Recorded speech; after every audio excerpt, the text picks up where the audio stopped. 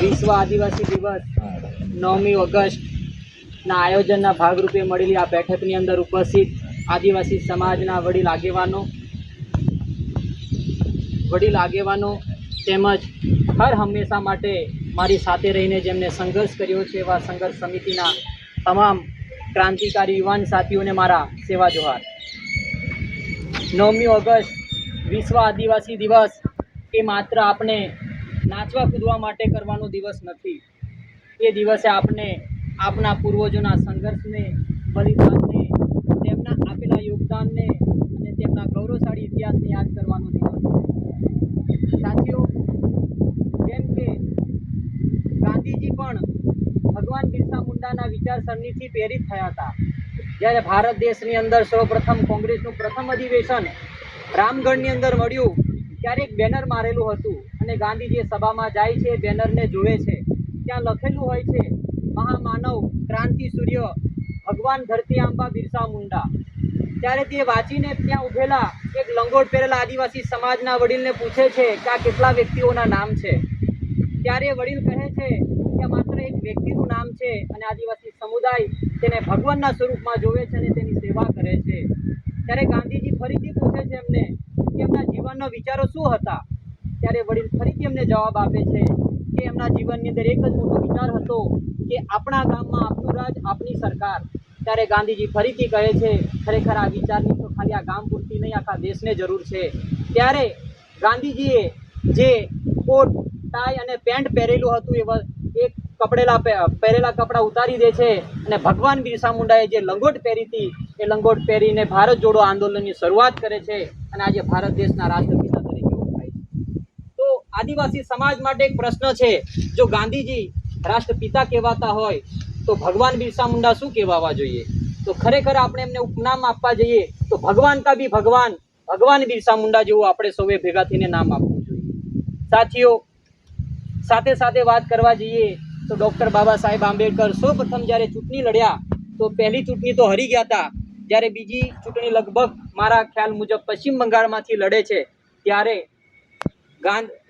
ભગવાન બિરસા મુંડાની વિચારસરણીથી જે જોડાયેલા લોકો હતા તેમને જીતાડે છે અને ત્યારે આજે ભારતના બંધારણના ઘડવૈયા કહેવાયા છે।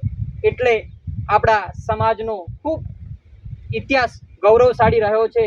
સાથે સાથે આપણા વિસ્તારની વાત કરીએ ત્યારે રૂપસિંહ નાયક, ગુરુ ગોવિંદ, ગુરુ જોડિયા પરમેશ્વર એવા અનેક ક્રાંતિવીરો આપણા વિસ્તારમાં પણ થઈ ગયા છે। એટલે આપણે 9 ઓગસ્ટે ખાલી નાચવા કૂદવા માટે નહીં પણ આપણા ગૌરવશાળી ઇતિહાસને પણ યાદ કરવાનો છે। સાથે દિવસે ને દિવસે આદિવાસી સમાજ સાથે ક્યાંક ને ક્યાંક ડગલે ને પણ અન્યાય થતો જોવાય છે। ત્યારે આ સરકારને, આ બની બેઠેલા નેતાઓને આપણા સમાજની કોઈ પડેલી નથી। માત્ર ને માત્ર આદિવાસી સમાજના લોકોનો વોટ બેંક તરીકે જ ઉપયોગ કર્યો છે।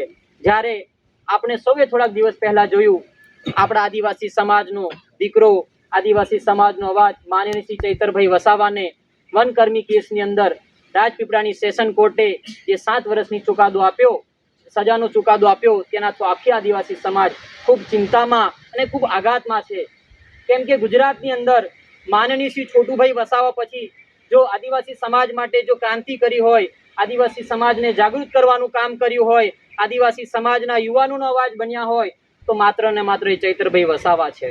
સાથીઓ, ચૈતરભાઈ વસાવાએ પોતાની અને પોતાના પરિવારની ચિંતા કર્યા વગર સમાજ માટે લડ્યા છે। તો આપણી સૌની ફરજમાં આવે છે કે આપણે એ વિરલાને, એ દીકરાને આપણે સૌએ સાથ સહકાર આપવો જોઈએ।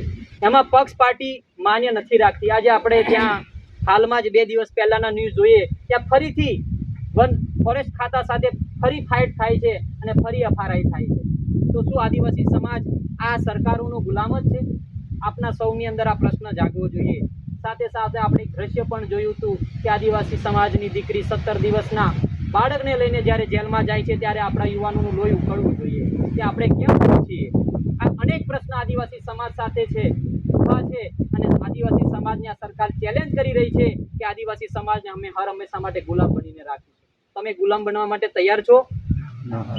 ત્યારે આપણે સૌએ આ 9મી ઓગસ્ટે આ સરકારને, આ બની બેઠેલા નેતાઓને ખબર પાડી દેવાની છે કે આદિવાસી સમાજ હવે દિવસે ને દિવસે જાગૃત થઈ રહ્યો છે। સાથીઓ, જ્યારે જ્યારે અમારા ચૈતરભાઈ સાથે મુલાકાત થાય છે, સામાજિક ચર્ચા થતી હોય છે ત્યારે હર હંમેશા માટે ચૈતરભાઈ મને કહેતા હોય છે કે ડૉક્ટર સાહેબ, આ સરકારના લોકો, આ બની બતેલા નેતાઓ આપણા યુવાનોને, વડીલોને, આગેવાનોને દબાવવાનું કામ કરે છે, જેલની બીક આપે છે, તડીપારની બીકો આપે છે અને સમાજને ગુલામ માટેનો પ્રયત્ન કરે છે, ત્યારે આપણે સૌએ સાથે મળીને આ સમાજને જાગૃત કરવો પડશે.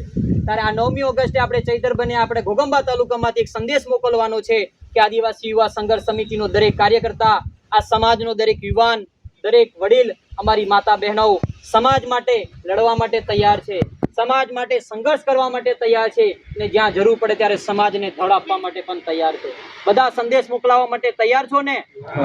ત્યારે આપણે સૌએ સાથે મળીને આ 9મી ઓગસ્ટ ખૂબ સફળતાપૂર્વક અને જ્યાં જરૂર પડે ત્યાં અમે સમાજના સેવક બનીને તમારી સાથે ઊભા છીએ અને આ 9મી ઓગસ્ટે આપણી સંસ્કૃતિને ઉજાગર કરવાની છે, આપણા બાળકના શિક્ષણના લગતા મુદ્દા પર ચર્ચા કરવાની છે, યુવાનના રોજગારની નિમિત્તે જે ચર્ચાઓ કરવી છે એની પર આપણે ચર્ચા કરીશું, આપણા હક અધિકારો પર ચર્ચા કરીશું, જ્યાં જ્યાં ભારતના બંધારણમાં આદિવાસી માટે જે પ્રાવધાનો આપેલા છે તેની પણ ચર્ચા કરીશું.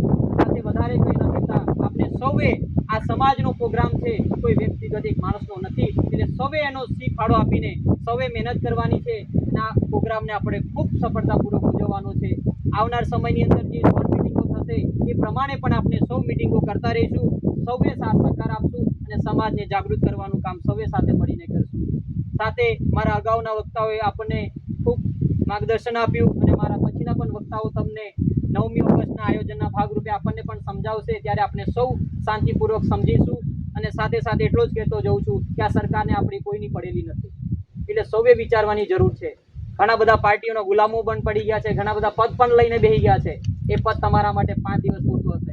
પણ એક હંમેશા મેં એક પુસ્તકમાં વાંચ્યું હતું કે તમે કોઈ પાર્ટી માટે કામ કરશો તો 5 વર્ષ સુધી કાર્યકર્તા કહેવાશો, પણ જ્યારે સમાજ માટે કામ કરશો તો જીવનભર એના કાર્યકર્તા કહેવાશો. એટલે સૌએ સમાજના કાર્યકર્તા બનવાની જરૂર છે, કોઈ પાર્ટીના ગુલામ કે પાર્ટીના કાર્યકર્તા બનવાની જરૂર નથી.